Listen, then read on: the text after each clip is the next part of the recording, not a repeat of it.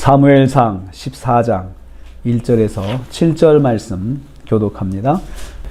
오늘 말씀은 블레셋과 대치 중인 요나단의 이스라엘의 요나단이 단독으로 블레셋을 기습 공격하고자 결심하는 것을 내용으로 하고 있습니다.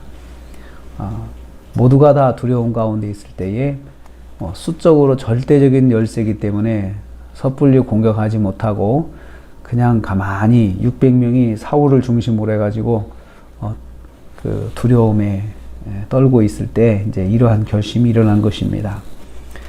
요나단은 자기 부관에게, 무기를 들고 있는 부관에게 블레셋 진영으로 건너가자고 말하였습니다. 1절 말씀이었죠.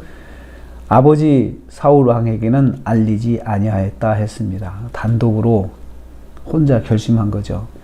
그리고 백성들도 요나단의 공격 사실을 알지 못했다 했습니다. 3절 말씀에 그렇게 600명이 있었지만 알리지 않고 있었고 다 모르는 가운데 이 일이 진행되고 있음을 말씀하고 있습니다. 거기 제사장 아히야가 소개되고 있는데요. 제사장이 있었지만 제사장도 아무 도움이 되지 못했다라는 거죠. 제사장이 있었으면 만약에 이제 사무엘 같은 그 믿음이 있었으면 제사장이 영적으로 우리 하나님께 예배를 드리자, 이럴 때일수록 예배를 드리고 하나님께 구하자, 이렇게 인도를 해야 되는데 제사장이 아무 도움을 주지 못했습니다. 요나단이 이 상황을 극복할 생각을 했던 것입니다. 요나단이 이제 단독으로 이런 결심을 한 거죠. 그래서 우리는 이 말씀을 통해서 생각을 해봅니다. 하나님의 역사는 도전하는 사람을 통해서 이루어진다는 거죠. 요나단이 도전을 했던 것입니다. 두 번째로 요나단이 공격하고자 한 계획을 보면 맞은편 바위 산을 타고 올라가는 것이었습니다. 그래서 4절 5절 말씀에 그 바위에 대한 이야기가 나요. 험한 바위가 남쪽과 북쪽에 있었다고 했습니다.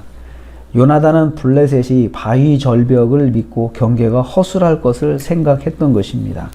이 절벽 바위를 타고 올라가서 블레셋을 공격할 생각을 한 것입니다. 블레셋이 방심할 수 있는 지역인 절벽 바위를 기습 공격의 루트로 생각한 것입니다. 어떻게 보면 무모하고 목숨을 건 계획입니다. 저쪽은 아마 여기 생각하지 못하고 있을 거야 하고 혈혈단신 혼자 가야겠다 이런 생각을 한 거죠. 절벽바위를 타고 올라간다 하더라도 혼자는 더 위험하죠.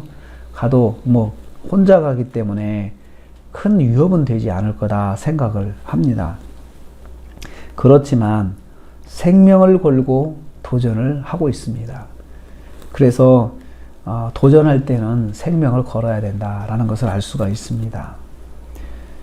세 번째로 요나단이 이러한 결심을 하게 된 근거가 뭐냐 말씀하고 있는데요.